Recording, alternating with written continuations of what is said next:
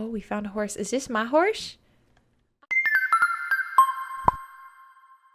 Hey everyone, welcome back to the channel where we are continuing our first impressions gameplay demo of Wooden Nickel. I'm very excited to continue this game because it is just this self-paced narrative game in the truest sense of narrative. We do a lot of reading in Wooden Nickel, but I really love it. I think it's very fun and the art is super minimalistic. And how about I let the game speak for itself as we're going to continue our adventures in, I believe Wooden Nickel is the name of this sort of prospecting town out in the west. So let's jump in and see what else the town has in store for us. So again, this demo was provided to us in a very limited fashion. It was only available for 2 days via the Game Awards. The Game Awards happened on December 12th, and these demos have been made available on the 13th and 14th, so only 2 days. And so this is why I'm trying to experience as many as I can with the time I have after work and teaching, so that I can both react and see what these games are like already in their demo state, as well as hopefully show you some of the gameplay if you haven't had the chance to play yourself. So we've already done elixirs and cures.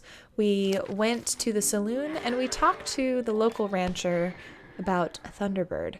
So let's see if we can find some ruffians and scoundrels.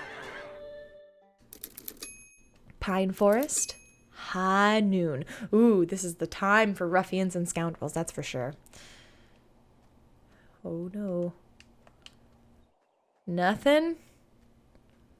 Nothing at high noon? Oh, the ponderosa pine tree is majestic and nearly 200 feet tall, but its bark is dotted with several small holes at chest height. Duck! Bullet holes? Ooh boy. Raise 'em nice and slow. The gruff voice is startling after the quiet of the woods. The man's dirty hand brandishes a Colt peacemaker. He takes a long look and grins. You must be lost, seeing as how this territory belongs to me and my men. Oh no! His smile broadens. I'm feeling generous.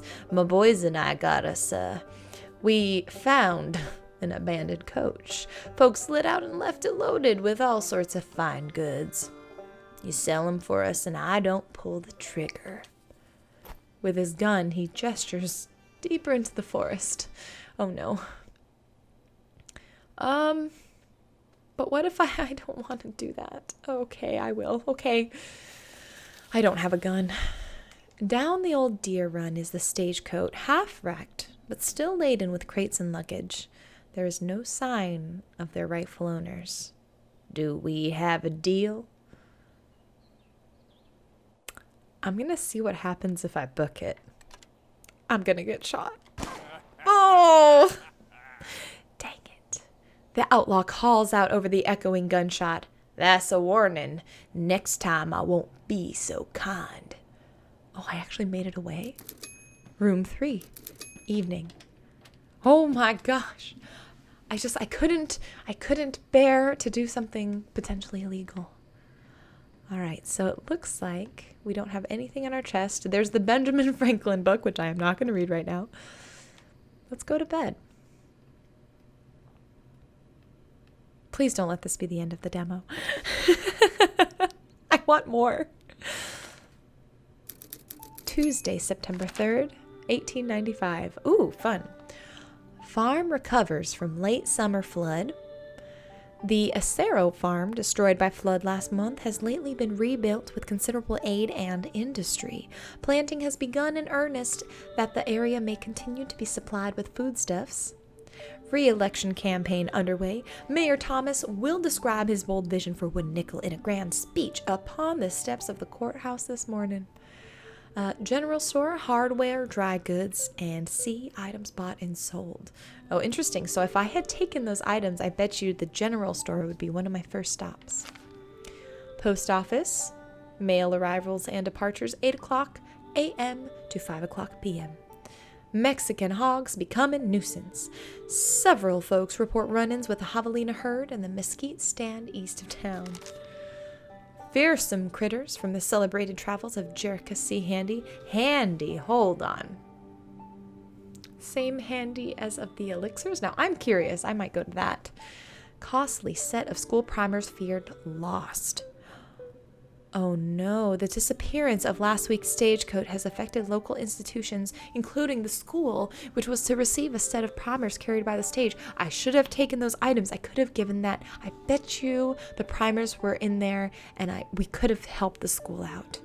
Dang. And we've already been to the saloons. I'm not going to worry about that, although it'd be fun to get to know Eliza a little bit more. All right, early morning. Are you the same? The wagon is draped in extravagant cloth, appearing to almost smirk through the coating of its dust. At a gap in the cloth are just visible the letters H-A-N. A gaunt man steps out, silk cape swirling lavishly to hide the familiar waistcoat.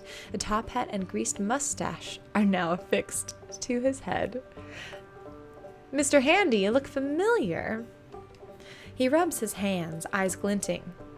Ah, a guest of impeccable curiosity, and I may say, he grins broadly, the very picture of health. He gave me a vial of something probably quite vile, if you know what I'm saying. Now, an honorable gentleman like yourself will surely forgive the insult, but I'm afraid there is one minor condition of admittance. He pauses to shake his head mournfully. It's the small matter of a deposit. Fully reimbursed, I assure you. I'm going to protest that.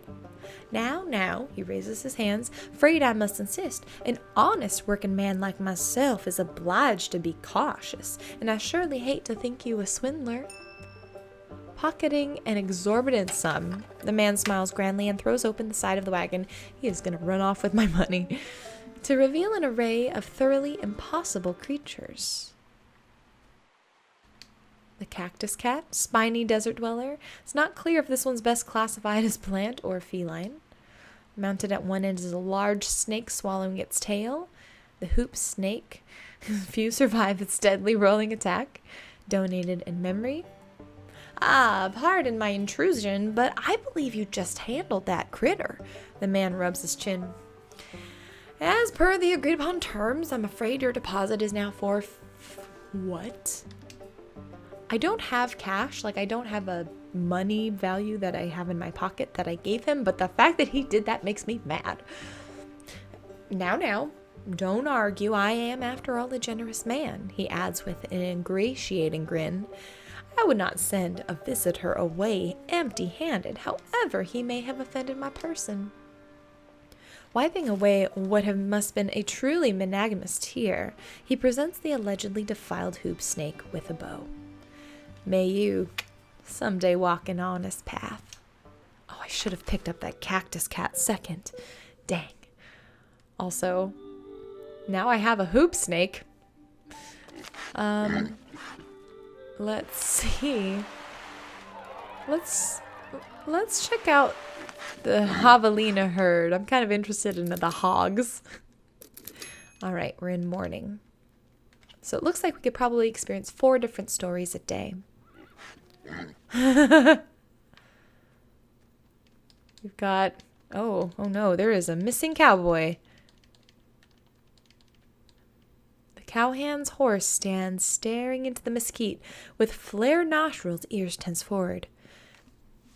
Could use a hand.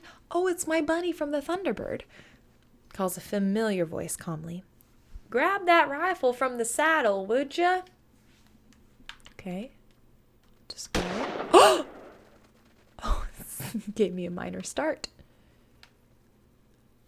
You can come out. Oh, I like his pants. Whew. Glad you came when you did.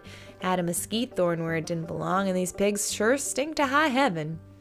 He pauses to rub the buckskin's neck fondly. Name's Curtis. Mine's, not the horse's. He looks over, scratching his jaw reflectively. Monster's about a day ride east of here. Reckon you can handle it? Oh yeah, the Thunderbird. Yeah, I'll handle it. I want to go with you.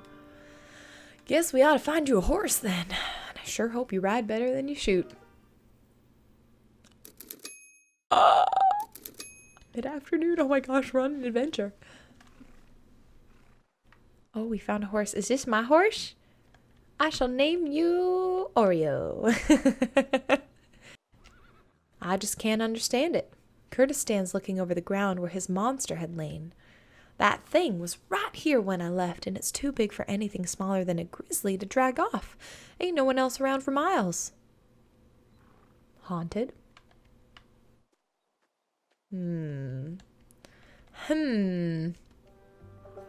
The ground here is churned by a confusion of hoofprints and the soft impressions of several mossicant feet.